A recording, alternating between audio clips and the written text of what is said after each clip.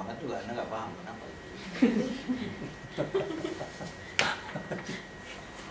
Ya, itu cerita tentang energi matahari lah ya, dan energi alternatif.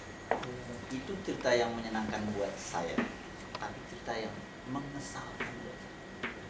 Di dua sisi itu. Kenapa saya senang? Karena saya tahu banyak. Jadi saya bisa ceritanya kayak Anda ini, ngedongeng kayak orang Betawi itu. Zaman dulu tuh di pasar Ginjing tuh dongeng dari pagi sampai sore orang Betawi. Semua datang berkumpul, jadi ngedongeng aja terus. 7 jam saya bisa cerita gitu sama Anda. Tapi yang ngeselin saya adalah Indonesia nggak mengadopsi satu pun juga. Indonesia cuma beli minyak aja. Jadi akhirnya saya kesal. Karena itu udah lama saya tinggalkan energi matahari sebelum ada kejutan baru. Kejutan baru itu apa? Misalnya saya punya permukaan segini, jadi listrik 100 watt. Nah, itu kejutan buat saya. Kan termopile itu jadi listriknya kecil, Pak. Jadi saya mau percayain aja, kenapa? Orang mahal segini. Kecuali kalau 1000 perak, boleh deh. Gitu kan. Jadi saya udah nggak mau lagi attack itu. Kecuali kalau ada kejutan teknologi baru, atau kita carilah gitu kan, gimana caranya. Dan menurut saya pasti ada, Pak. Masalahnya kita nggak serius aja nyarinya. Pasti ada itu.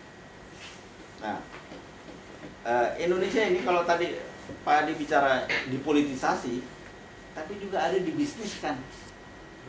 Bisnisnya itu ya bisnis minyak ini, Pak. Bisnis minyak ini luar biasa. Termasuk sekarang batu bara, luar biasa. Jadi energi fosil itu luar biasa lah. Keuntungannya buat sedikit orang yang jahat, soalnya 15 orang ini, 15% ini terbagi antara yang baik dan yang jahat. Dia di 7,5% yang jahat itu. Nah itu tuh, sehingga si fosil nggak maju-maju. Saya kasih gambaran kan, Brazil tahun 70 itu lebih hebat dari itu. Sekarang dia 70% udah energi herbal, energi alternatif. Jadi dia nggak tergantung minyak. Mau ini kayak mau ini dia menghasilkan metanol karena ketekunannya. Mesti Indonesia bisa gitu juga kan, mau kayak gini matahari kayak gitu hutannya. Tapi terbalik keadaan. Apalagi dua-dua itu terjadi sekarang, baik politik maupun ekonomi. Ekonomi politik itu dialah jadi raja. Hukum dimain-mainin aja sama dia. Terus gimana dong kita nih? Nah itu dah saya bilang tadi.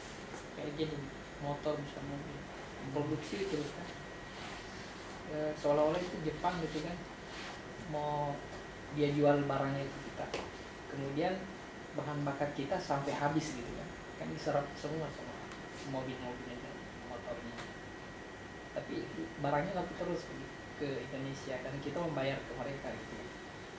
Nah itu kan kebodohan, Pak.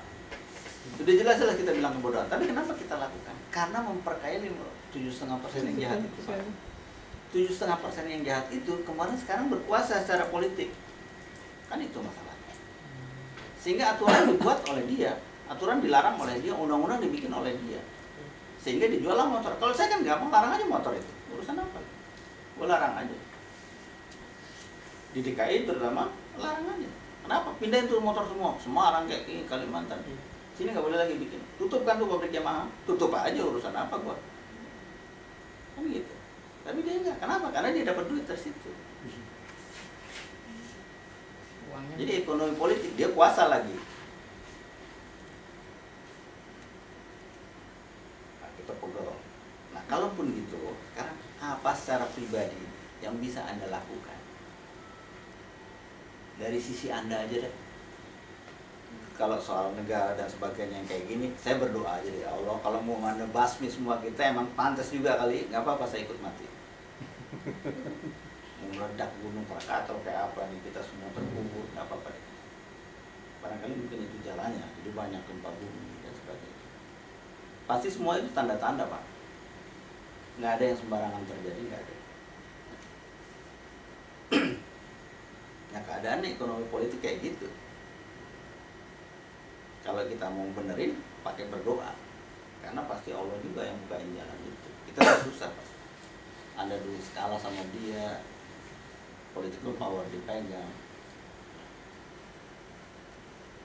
Hanya orang banyak ya.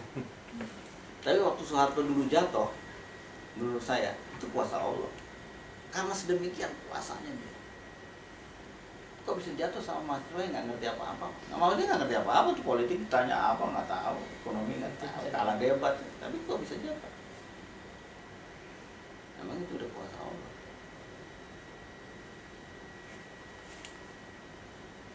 Guys, I think it's enough for today.